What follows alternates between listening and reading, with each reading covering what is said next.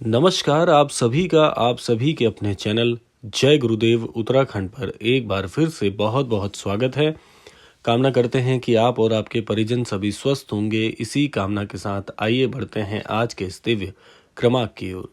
जीवन में अगर आप बहुत ज़्यादा पैसों की तंगी की वजह से परेशान चल रहे हैं, आपके खर्च दिन प्रतिदिन बढ़ते जा रहे हैं और पैसे की जो आगत है वो आपके जीवन में नहीं हो पा रही है या बहुत ही कम हो पा रही है, कुल मिलाकर आपका जीवन पैसों की वजह से यदि दुखी चल रहा है तो ये क्रमांक आपके लिए बहुत ही महत्वपूर्ण होने वाला है।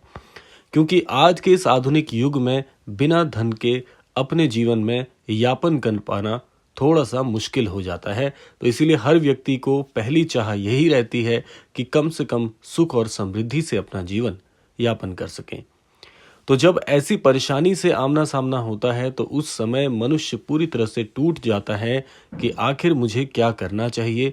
मेहनत करने के बावजूद, एक अच्छे कार्य क्षेत्र में जुड़ने के बावजूद भी मेरे जीवन में यदि धन का जो आगमन है वो सुचारू तरीके से नहीं हो पा रहा है तो निश्चित है कि आपके जीवन में परेशानी तो आएगी ही। लेकिन क्या करें अगर जीवन में ऐसी परेशानी से हम चल रहे हैं? तो सबसे पहले हम जानते हैं महाराज जी के क्या दिव्य वक्तव्य हैं इसके विषय में और फिर आपको बताएंगे आज के इस क्रमांक की सबसे दिव्य चौपाई, जिससे आप अपने जीवन में सभी प्रकार के लाभ को अर्जित कर सकते हैं और एक सुख और समृद्ध जीवन की प्राप्ति कर सकते हैं। तो आइए सबसे पहले बात कर लेते हैं महाराज जी इस विषय में आपको क्या शिक्षा देते हैं। महाराज जी सदैव एक बात कहते हैं कि सदैव व्यक्ति को अपने काम के लिए बल देना चाहिए, सदैव अपने काम को ही सर्वोपरि मानना चाहिए। धन काम के बाद आता है। अब यहाँ पर समझने वाली बात क्या है कि महाराज जी का एक वाक्य और इसको संपूर्ण बना देता है कि काम में राम को देखो।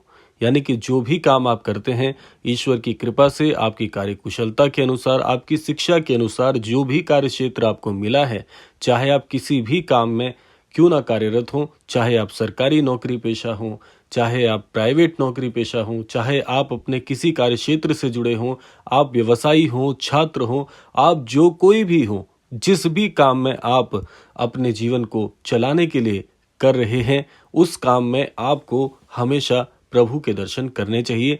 जितना प्रेम आप प्रभु श्री राम जी को करते हैं, उतना ही प्रेम आपको अपने काम से भी होना चाहिए।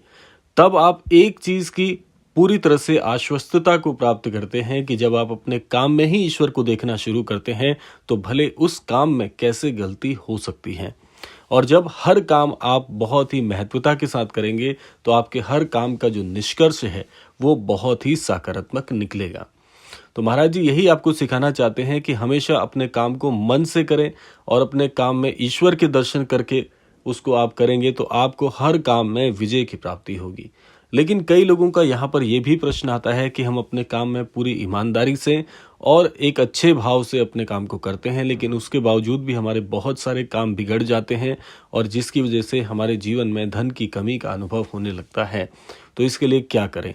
देखिए, जब आप काम को सही तरीके से कर रहे हैं, ईमानदारी से कर रहे हैं, तो फिर भी आपको एक बात समझनी होगी कि जीवन हमेशा धूप छांव का खेल है। आपके जीवन में अच्छे क्षण और ऐसे क्षण भी आएंगे जो थोड़े से कष्टकारी होंगे, लेकिन ये दोनों ही स्थायी नहीं है। ये मैं पहले भी कई क्रमांकों में आपको बता चुका हूँ। महाराज जी ने इस वक्तव्य को कुछ इस तरीके से समझने के लिए मनुष्य को बताया है कि आपको हमेशा स्थायी भाव के साथ रहना चाहिए।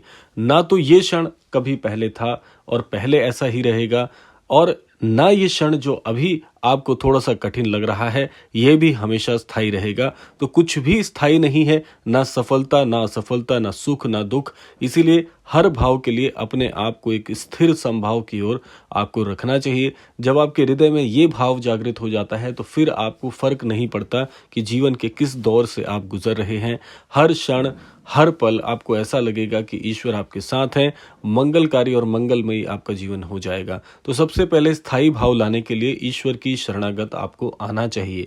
और अब हम बात करने वाले हैं उसी दिव्य चौपाई के विषय में कि जिस दिव्य चौपाई के पाठ करने से जिसको जीवन में प्रयोग करने से, जिसको अनुसरण करने मात्र से आपके जीवन में ये जो स्थायी भाव का जो महत्वपूर्ण कथन है ये आपको प्राप्त हो सकता है।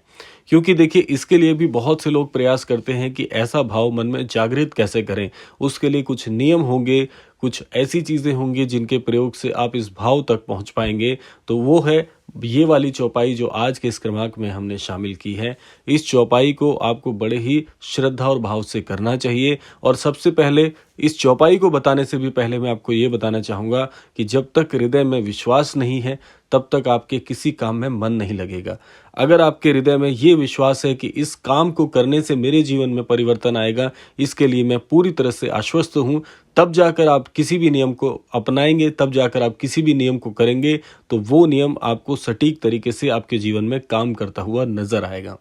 तो सबसे पहले ये विश्वास जागृत करिए और महाराज जी के शरणागत आप आ जाए। महाराज जी को आप ये प्रार्थना करें कि हे महाराज जी, मुझे ऐसे अपने ज्ञान से मार्गदर्शित करें जिससे मेरे जीवन में मुझे कष्ट के अनुभव ना हो और जीवन में एक सुख और समृद्ध की जो प्राप्ति है वो मुझे हो पाए।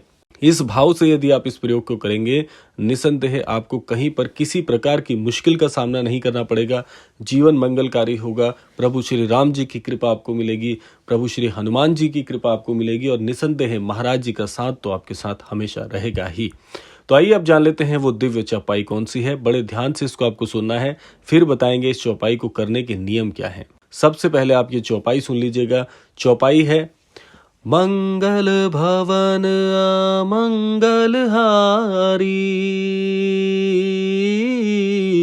द्रवहु सुदशरथ अजर बिहारी, राम सिया राम जय जय राम, राम सिया राम जय जय राम।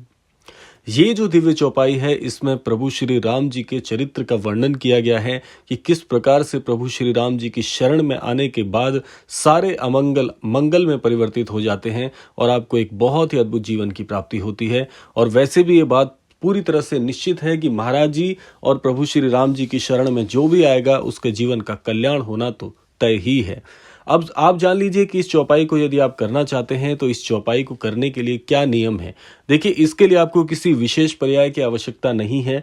आपने जहां कहीं भी अपने गृह स्थान में महाराज जी का छवि चित्र, विग्रह या महाराज जी की तस्वीर लगाई है, उसके समक्ष बैठकर एक दीप प्रज्वलित कर लीजिएगा और महाराज जी के समक्ष बैठकर आपको ये चौपाई करनी है। इसका पाठ बड़े ही अद्भुत तरीके से आपको करना है, पूरे हृदय से करना है। इससे आपको दो लाभ होंगे। पहला तो ये कि आपकी वाणी, आपका हृदय और आपका मस्तिष्क, आपका संपूर्ण शरीर पवित्र हो जाएगा और महाराज जी के समक्ष आपको प्रभु श्री राम जी का जब नाम लेने का मौका मिलेगा तो महाराज जी भी बहुत प्रसन्न होते हैं, क्योंकि महाराज जी के समक्ष जो भी व्यक्ति प्रभु श्री राम जी के नाम का जाप करेगा, उनके नाम का भजन कीर्तन आदि करेगा, महाराज जी को सबसे ज्यादा प्रसन्नता इसी कार्य से होती है। तो आपके सारे काम बन जाएंगे। इस चौपाई को करने के लिए कम से कम 21 बार का पाठ आपको करना चाहिए और यदि आपको समय मिले तो रोजाना इसका पाठ करें। बहुत ही दिव्य आपके जीवन में परिवर्तन आपको देखने को मिलेंगे। अगर आपको इतना समय नहीं मिल पाता है तो मंगलवार का दिन सबसे उपयुक्त है इस पाठ को करने के लिए। 21 बार, या मैं हमेशा आपको कहता हूं जितनी आपकी सामर्थ्य है, संख्या के अनुसार पाठ करना ज्यादा सटीक नहीं माना जाता। इसके लिए ज्यादा अच्छा है कि जितना आपके हृदय से, जितनी आपकी सामर्थ्य के अनुसार आप पाठ कर सकते हैं उतना पाठ करें, तब आपको बहुत ज्यादा लाभ इसके अर्जित हो सकते हैं। क्योंकि बहुत ही ये अमंगल को काटने वाला एक ऐसा दिव्य पाठ है जिससे आपके जीवन में चलने वाली हर परेशानी का बहुत ही अद्भुत तरीके से निवारण इस चौपाई से आपको देखने को मिलेगा और आपकी जीवन में तरक्की के नए नए मार्ग प्रशस्त होंगे और कई अनेकों लाभ इस चौपाई के पाठ करने से हैं। तो इसीलिए आज से, अभी से इस चौपाई को अपने जीवन का अभिन्न अंग बना लीजिए और आपके जीवन में सफलता करते हुए स्वयं को आप देखिए। तो ये था आज का अद्भुत क्रमांक। आशा करते हैं क्रमांक आप सबके लिए फलदायी होगा। इसी कामना के साथ समय आता है विदा लेने का। यही कामना करना चाहूंगा कि श्री महाराज जी और श्री राम जी के आशीर्वाद से आप सभी के जीवन में, आप सभी को सन्मति और सद्बुद्धि की प्राप्ति हो और इस संपूर्ण सृष्टि का, इस संपूर्ण लोक का कल्याण हो। इसी कामना के साथ विदा लेते हैं। मिलते हैं अगले क्रमांक में। तब तक के लिए जय श्री राम, जय गुरुदेव, जय उत्तराखंड।